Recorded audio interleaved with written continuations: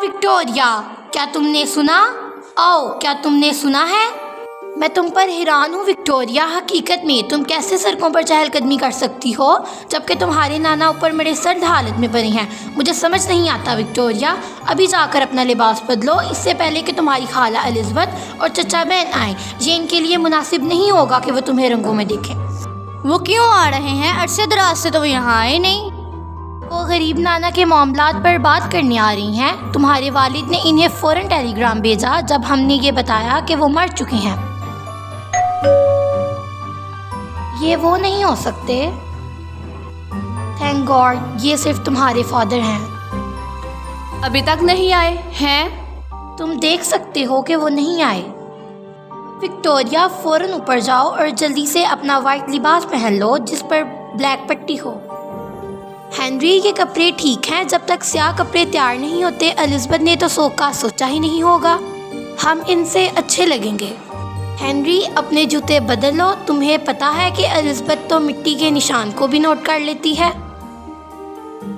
मैं सोच रहा हूँ वो आएंगे भी या नहीं, क्योंकि जब तुम और एलिज़ाबेथ लड़े थे उसने कहा था कि वह तुम्हारे घर कदम भी नहीं रखेगी। वो जल्द आ जाएंगी जब इसे बाबा के छोड़कर जाने वाली चीज़ों का हिस्सा मिल जाएगा। तुम जानते हो कि वो जब चाहे कितनी सख्त हो सकती है।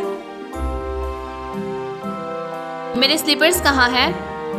वो तो किचन में हैं। ये लो, तुम्हें डैडी की ये स्लीपर पहनने चाहिए। खुशकिस्मती से वो अभी नया जोड़ा लेकर आए थे। ये मेरे लिए बहुत छोटे होंगे मेरी जान। ये बड़े हो जाएंगे, क्या नहीं? मैं इन्हें ज़ाया नहीं होने दूंगी। तुम्हें ये नहीं लगता कि जो तकलीफ़ मैं बर्दाश्त कर रही हूँ वो किस कदर है? मेरा दिल टूटने को आता है जब मैं डैडी की छोटी छोटी चीज़ें देखती हूँ जो परी हैं और सोचती हूँ कि वो अब इन्हें कभी इस्तेमाल नहीं करेंगे। हेनरी, मैं डैडी के लिखने के मेज़ के बारे में सोच रही थी जो इनके बेडरूम में है। तुम जानते हो कि मैं हमेशा चाहती थी कि वो उनके मरने के बाद मुझे मिल जाए। जब तुम चीज़ें तकसीम करने लगो तो एलिज़ाबेथ के साथ ये मामला तय कर लेना। एलिज़ाबेथ इतनी चालाक है कि वो देख लेगी कि मैं ही इसी काम के पीछे हूँ और वो इस पर सहज सुदागर बन जाएगी। अरे क्या बात है कि कम कीमत वाली लालची रूह हो। शायद उसकी नज़र भी इस दफ्तर अलमारी पर हो। वो कभी यहाँ नहीं आई जब से डैडी ने ये खरीदा। अगर ये सिर्फ हमारे कमरे में हो इसके बजाय कि यहाँ, तो उसे कैसे पता चलेगा कि ये बाबा ने खरीदा था? इमेलिया, हेनरी, हम वो दराज यहाँ क्यों ना ले आएं? हम इनके आने से पहले ये काम कर सकते हैं। मुझे तो ये पसंद नहीं। इतना बेवकूफ़ मत दिखो। क्यों नहीं? ये किसी तौर पर मुनासिब नहीं लगता। हम वो पुरानी दराज ऊपर इस जगह रख सकते हैं जहाँ अब लिखने की मेज़ है। एलिज़ाबेथ वो ले सकती है और बहुत खुशी से। मैं हमेशा से इससे छुटकारा पाना चाहती थी। जब हम ये कर रहे हों तो अगर वो आ जाएं तो? मैं सामने का दरवाज़ा बंद कर दूंगी।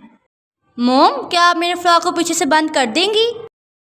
मैं मसरूफ़ हूँ, अपने डैडी से कहो वो कर देंगे। फादर, आपने कोट क्यों उतार लिया है? क्योंकि मैं और माँ नाना का दराज यहाँ लाने वाले हैं। क्या हम उसे आंटी एलिज़ाबेथ के आने से पहले यहाँ ला रहे हैं? नहीं बेटे, नाना ने ये तुम्हारी माँ को मरने से पहले दिया था। आज सुबह? हाँ, वो आज सुबह नशे में थे। मैंने सोचा कि ये भी ले आऊँ। हमारी घड़ी की तो कोई वक़्त नहीं थी और ये हमेशा मुझे पसंद आई। नाना की घड़ी है ना? खामोश हो जाओ, ये अब हमारी है।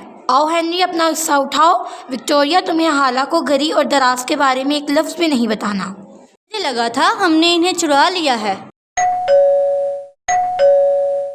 विक्टोरिया, अगर वह तुम्हारी खाला और चचा हैं तो दरवाज़ा मत खोलना। मॉम, ये वही हैं। तुम्हें दरवाज़ा नहीं खोलना जब तक मैं नीचे ना आ जाऊं। इन्हें दस्तक देने दो। ये बहुत करीब था। दरवाज़ा खोलो विक्टोरिया। अब हेनरी, अपना कोट पहनो। क्या मैं ठीक लग रही हूँ? बस एलिज़ाबेथ का चेहरा देखना जब वो देखेगी कि हम सब आधे सोग में हैं। कोशिश करो कि ऐसा लगे जैसे हम इन्हीं का इंतज़ार कर रहे हैं। खैर अमीलिया, वो आखिरकार चले गए। हाँ वो चलेगी, वो पिछले इतवार ही 72 साल के थे। अब इमेलिया तुम्हें हिम्मत नहीं हारनी चाहिए। हम सबको किसी न किसी वक्त मरना होता है, ये और भी बुरा हो सकता था। मुझे नहीं लगता कि ये और बुरा हो सकता था। ये हम में से कोई भी हो सकता था। मैं ये नहीं कर सकती थी, मैं वाकई नहीं कर सकती थी। क्या नहीं कर सकती थी? मैं सोख के बगैर शुरू नहीं कर सकती थी। हमने अपना ऑर्डर दे दिया है, आप यकीन रखें।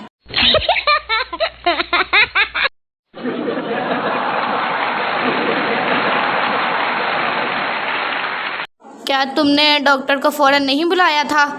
यकीनन मैंने किया। क्या तुम मुझे बेवकूफ़ समझती हो? मैंने फ़ौरन हेनरी को डॉक्टर प्रिंगल के पास भेजा था, लेकिन वो बाहर थे। प्रिंगल ने इसकी ज़िंदगी में देखभाल की और वो इसकी मौत के बाद भी इसकी देखभाल करेगा। खैर, तुम अपने काम को बेहतर जानती हो। इसका खौफ कम था। अगर वो कोई चीज़ बर्दाश्त नहीं कर सकते थे तो वो पानी था। बैन, मुझे यकीन है कि वो बाकायदगी से नहाते थे। डैडी आज सुबह बहुत खुश थे। वो नाश्ते के फ़ौरन बाद अपनी इंश्योरेंस की अदायगी के लिए बाहर भी गए थे। ओह गॉड, ये अच्छा था कि इन्होंने ऐसा किया। वो हमेशा इस बात में ख्याल रखने वाले थे। वो इतने ईमानदार थे कि अपने प्रीमियम की अदायगी के बगैर चले ना जाएं। मुझे हमेशा से पता था कि वो आखिरकार अचानक चले जाएंगे। डियर।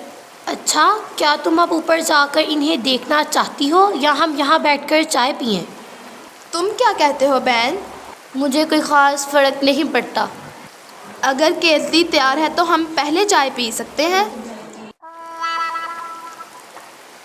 अब हम एक और बात भी तय कर लें अभी अखबारात में ऐलान के बारे में। मैं इसके बारे में सोच रही थी, तुम क्या लिखोगे? इसकी बेटी की रिहाइश का 235 अपर कॉर्नबैंक स्ट्रीट वगैरह। क्या तुम कोई शायरी पसंद नहीं करोगे? मुझे कभी ना भूला, मुझे पसंद है, ये बहुत नफीस है। मुझे हमेशा ख्याल आता है, एक मोहब्बत करने वाला शोहर, एक मेहरबान वालिद और एक वफ़ादार दोस्त। क्या तुम्हें लगता है कि ये दुरुस्त है? मेरे ख्याल में इससे कोई फ़र्क नहीं पड़ता कि ये सही है या नहीं। नहीं, ये ज़्यादा इस बात के लिए है कि दिखावा कैसे किया जाए। मैंने कल शाम के अखबार में एक शेर देखा, ये सही शायरी थी।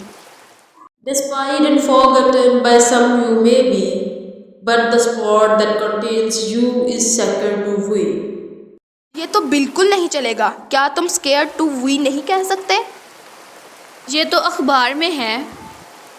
शायरी का इख्तियार तुम जानते हो।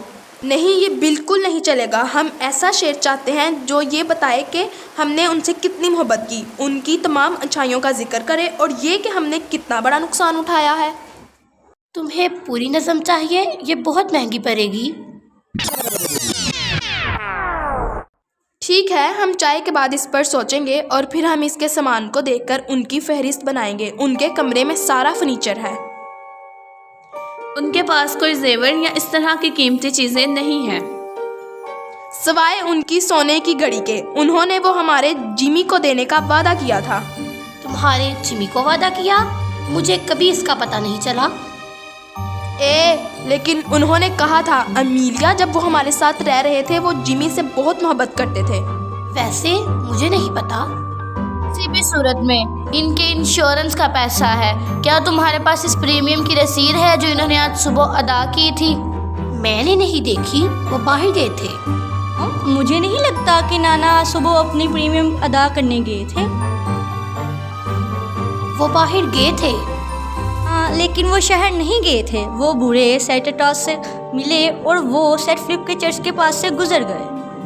वो पब्लिक हाउस जहाँ जॉन शॉर्क की बीवी काम करती है, वो हमेशा वहाँ आना जाना करते रहते हैं। ओह, अगर उन्होंने अदायगी नहीं की हुई तो? क्या तुम्हें लगता है कि इन्होंने अदायगी नहीं की? मुझे लगता है कि ये ओवरड्यू था। उन्होंने अदायगी नहीं की? मुझे ऐसा लग रहा है कि उन्होंने बिल्कुल अदायगी नहीं की होगी। वो शराबी, बूढ़ा बेखारी। उन्होंने ये जानबूझकर किया है, सिर्फ हमें परेशान करने के लिए। जो कुछ भी मैंने इनके लिए किया, इन 3 सालों में इन्हें घर में बर्दाश्त किया, ये बिल्कुल धोखाधड़ी के मुतरादिफ है। मुझे 5 साल तक उन्हें बर्दाश्त करना पड़ा।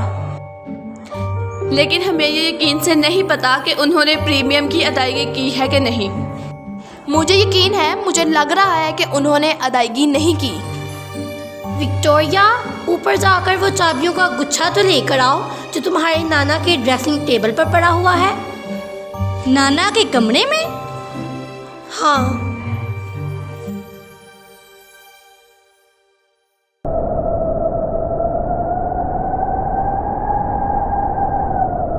मॉम, नाना उठ रहे हैं। क्या बात कर रही हो तुम? नाना उठ रहे हैं। ये बेहतर होगा कि तुम ऊपर जाकर खुद देख लो अमीलिया। यहाँ मेरे साथ आओ हेनरी। क्या हुआ छोटे विकी को? हेलो, तुम यहाँ कैसे आए? तुम कैसे हो बहन? डैडी, क्या ये आप हैं? यकीनन ये मैं हूँ। ये क्या कर रही हो एमिलिया? इस बेवकूफ़ी से क्या मुराद ले रही हो? वो मरे नहीं। क्या क्या? तुम काफ़ी देर तक दूर रही लीजे, और अब जब आई हो तो तुम मुझे देखकर इतनी खुश नहीं लग रही। आपने हमें हैरान कर दिया डैडी। क्या आप बिल्कुल ठीक हैं? हाँ, मैं ठीक हूँ, मगर सर में थोड़ी सी तकलीफ़ है। मुझे शर्त लगाने में कोई एतराज़ नहीं कि मैं इस घर का पहला शख्स नहीं हूँ जिसे कब्रिस्तान ले जाया जाएगा। हमेशा मुझे लगता है कि हेनरी वहाँ कुछ ज़्यादा सेहतमंद नहीं लगता। मैंने कभी नहीं सोचा था। एमिलिया, मैंने अपनी नई चप्पल कहाँ रखी थी? क्या वो चूल्हे के पास नहीं है डैडी? मुझे वो नज़र नहीं आ रही। वाह, तुमने पहन रखी है हेनरी। मैंने इसे कहा था कि वो इन्हें पहन ले ताकि वो नरम हो जाएं। ये इतनी ही सख्त थी। क्यों हेनरी? मैं तो उसे नाजुक नहीं कहूँगी। इतनी जल्दी मैं एक मुर्दा आदमी के जूते ले लूँ? वाह नाना, मुझे बहुत खुशी है कि आप जिंदा हैं। क्या? ये क्या? कौन मर गया है? डैडी, बेन के रिश्तेदार में से कोई। चुप रहो विक्टोरिया। ओह विक्टोरिया, ये कहती है कि इसे आपके सरदर्द का अफसोस है। ओह शुक्रिया विकी, लेकिन अब मैं बेहतर महसूस कर रहा हूँ। वो विक्टोरिया से बहुत मोहब्बत करते हैं।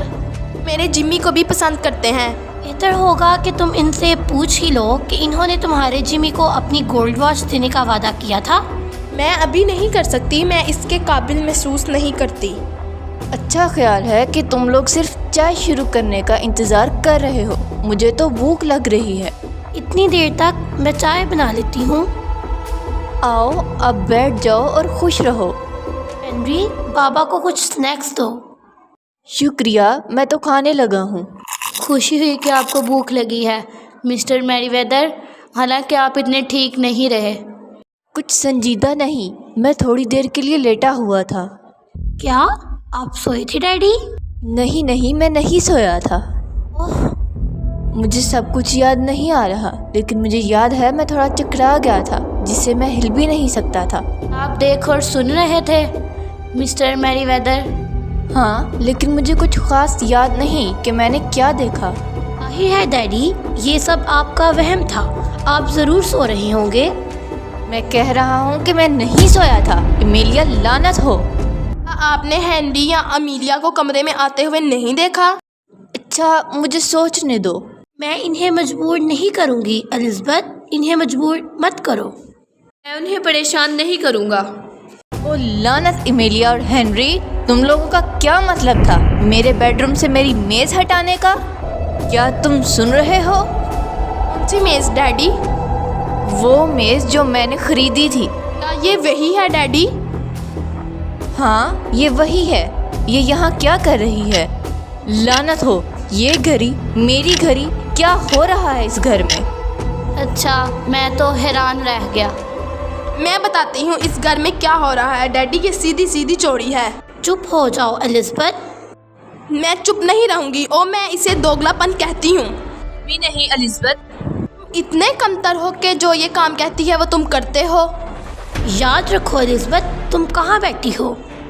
चलो चलो, झगड़ा ना करो। मेरी बीवी को अपनी बात कहने का पूरा हक है। फिर वो ये बात बाहर जाकर कहे, यहाँ नहीं।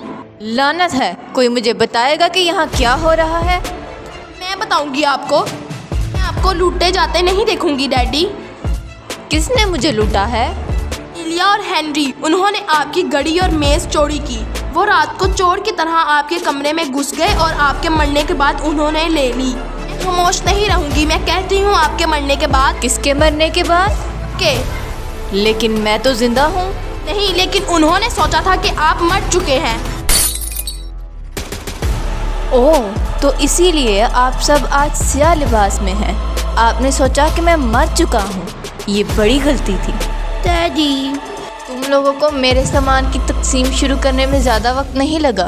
नहीं डैडी, आप ऐसा ना सोचें। अमीलिया तो बस इसे अपने तौर पर संभाल रही थी। तुम हमेशा से बहुत चालाक रही हो एमिलिया। मैं समझता हूँ तुम्हें लगा कि वसीयत मुनसिफाना नहीं थी। क्या आपने कोई वसीयत की थी? हाँ, ये दराज में थी। इसमें क्या लिखा था डैडी? अब इसकी कोई अहमियत नहीं। मैं इसे ख़त्म करने और नई वसीयत बनाने का सोच रहा हूँ। ये आप मुझ पर सख्ती नहीं करेंगे? मैं किसी पे सख्ती नहीं कर रहा। मैं आपको बताता हूँ कि मैं क्या करने वाला हूँ। तुम्हारी माँ के मरने के बाद मैं तुम दोनों के साथ थोड़ी थोड़ी दे रहा। अब मैं एक नई वसीयत बनाऊँगा जिसमें मेरा सारा सामान इसी को मिलेगा जिसके साथ मैं मरने के वक्त तक रहूँगा। आपको ये कैसा लगता है? ये तो जैसे किस्मत का खेल हो गया हो। मैं बताता हूँ आपको। आप जानते हैं डैडी, अब वक्त आ गया है कि आप दोबारा हमारे साथ रहना शुरू करें। हम आपको बहुत आराम देंगे। वो हमारे साथ इतना अरसा नहीं रही जितना तुम्हारे साथ रही एलिज़ाबेथ। शायद मैं गलत हूँ, लेकिन मुझे नहीं लगता आज जो हुआ है डैडी इसके बाद तुम्हारे साथ रहना पसंद करेंगे। मेरे ख्याल में तुम दोनों ने मेरे साथ जो सलूक किया है इस पर फख्र करने का कोई जवाब नहीं।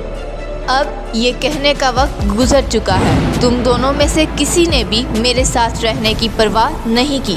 नहीं डैडी। हाँ, मुझे पता है तुम दोनों ये जायदाद के लालच में कह रही हो। मॉन मिस्टर मैरीवेदर, आपको अपनी बेटियों में किसी के साथ तो रहना होगा। मैं बताता हूँ मुझे क्या करना है। अगले पीर को मुझे 3 काम करने हैं। मुझे वकील के पास जाकर अपनी वसीयत बदलनी है, मुझे इंश्योरेंस ऑफिस जाकर अपने प्रीमियम अदा करना है और मुझे चर्च जाकर शादी भी करनी है। क्या? शादी करनी है? ये अपने होशो हवास में नहीं। मैं कह रहा हूँ कि मैं शादी करने जा रहा हूँ। डैडी, किससे? मिसेस जॉन श्रॉक से, जो रिंगो बेल की मालिक हैं। हमने ये मामला काफ़ी वक्त पहले ही तय कर लिया था, लेकिन इसे एक गुड सरप्राइज़ के तौर पे रखा गया था। हमें आपको तकरीब में देखकर खुशी होगी। आप पीर को रिंगो बेल आ जाए।